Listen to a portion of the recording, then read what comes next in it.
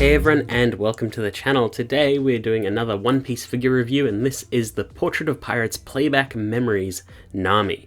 Now, the Playback Memories line is a relatively new line of figures, where they are pre-time skip versions of a lot of classic One Piece characters.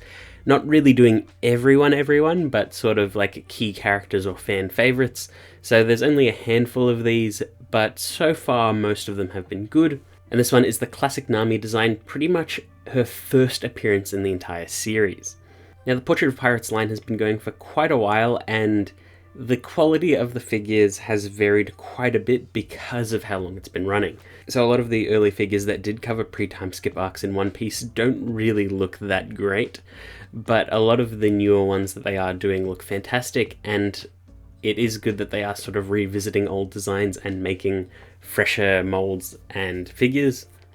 And I can only imagine that they'll do more and more of these now that One Piece is more popular than ever, and they are going to do the remake sometime in 2024. So much like the other Portrait of Pirates that I've looked at, the Nami box is quite standard, especially for just any real scale figure. There's a clear window into the front with a bunch of promo images all around the sides. You do get a couple option pieces for this Nami, so you can change the design and look of the figure a little bit, and I think it's nice to have. But other than that, it's pretty standard fare, so you might as well open it up and have a better look. So taken out of the box, you can see we've got the Nami, her stand, as well as the option parts, which is her staff, an additional arm, and an additional face. And taken out of the box and set up, you can see she looks pretty good. Now, these are the pre-time skip designs, but done in a sort of more modern lens, so it's sort of like a more modern interpretation of those very old designs. And because of that, there are aspects of this figure that look a little bit odd, and we will be getting into that, but generally I think the sculpt and detail is fantastic on this. It is a simple design, and I think that most of One Piece's strongest designs are the simplest ones. And it's just Nami's first look when she first appeared, so her blue and white shirt, her sort of like orangey skirt, and her brown boots, as well as her basic staff, because she doesn't have the climate baton at this point in time, as well as her classic short hair. So the sculpt is simple. The pose is pretty simple as well, but I think it's fine. It does have a bit of personality and a little bit of sassiness to it, and I think it looks good. I like how she's holding her staff, and the staff itself is long, and I like that quite a bit, because I have seen some other Nami figures where the staff is sort of just a tiny bit smaller than it should be. There is a Portrait of Pirates of her time skip version, and it looks like it stops just before it's meant to, and it looks a bit wrong. But this one is quite good. Paintwork is similarly fantastic. Mega House generally are good when it comes to the One Piece line. They are a little bit spotty when they do some of the other figure lines, but I think that they really need to nail the One Piece ones, and usually they do. So everything is very cleanly produced and coloured. I'd say the only sort of oddity is the base, which is a very, very bright orange, and I believe that's to sort of symbolise, one, the orange colour scheme for Nami in general, like for her hair, but also to sort of symbolise the tangerines, which is why I think it's such a bright orange. And generally, I like that idea, but for such a huge base as this, and seeing how bright orange it is, I think it is a little bit distracting. Again, the paintwork is nice. There is quite a bit of shading on this figure, especially on her skirt, and I like all of that nice little detail. There are natural shadows that are cast by her outfit, but I think most of the actual artificial shading they've done works very well.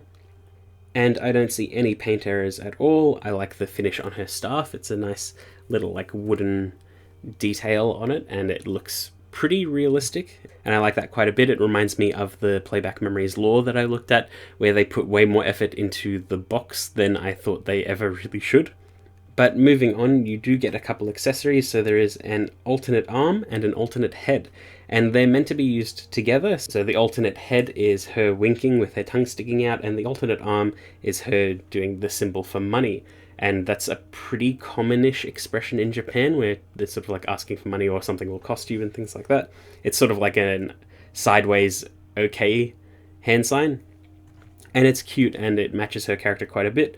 I'd say one of the only other things they could do is put like the berry dollar type symbol as her eyes, but otherwise this looks really, really good, and I think it captures the character very, very well. The only problem I would say is that it makes the already quite standard pose a little bit more small and simple because she no longer has the staff. I have seen photos on like my figure collection where you can sort of get the staff to work by holding it in her other arm, sort of just like resting, but I didn't really think of that at the time, and I do like it conceptually, but it is a bit of a shame that you have this massive accessory, and when you do the alternate parts that I think capture the character a bit better, it's a bit of a shame that you don't use them anymore.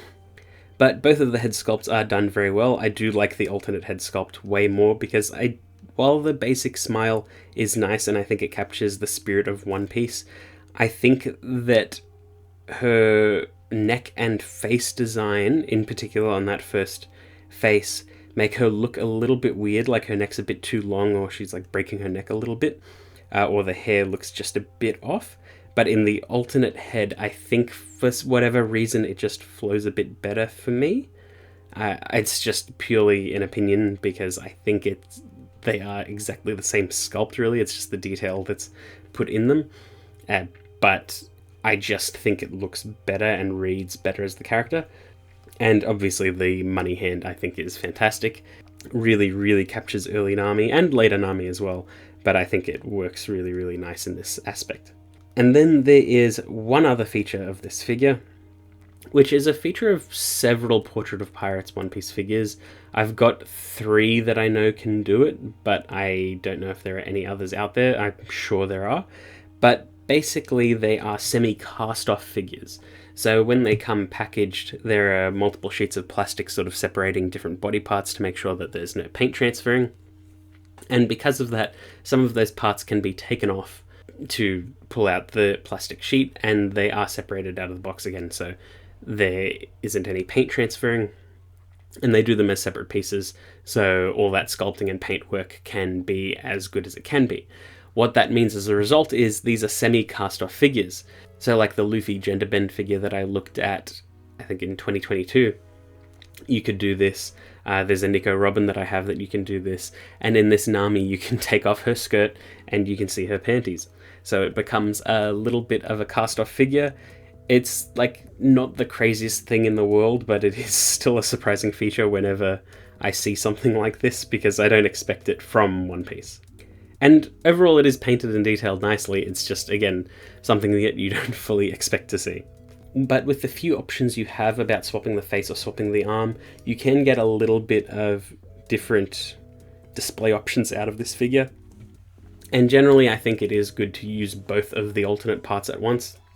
So like the winking face and the money hand at once, rather than just swapping the head or just swapping the arm. But you can do whatever you want with this figure, and I think it will look good regardless. And it's simple, it's nice, it gets the job done, and it's nice to have a pre-time skip Nami that looks good. I'd say the only thing that would make it better is if we had a slightly later version of Nami but still pre-time skip. So if you had her, say, in Alabaster with the actual climate baton or something like that. But still a fantastic figure, and I'm happy to have it. I'd like to have all the Straw Hats pre- and post-time skip in the Portrait of Pirates line, but them all to be good figures as well, because a lot of those pre-time skip ones, like I said, don't look that great right now. But that's where the Playback Memories line comes in, and so far they're doing a good job. But that's pretty much it. I hope you enjoyed that video, and I will see you all next time.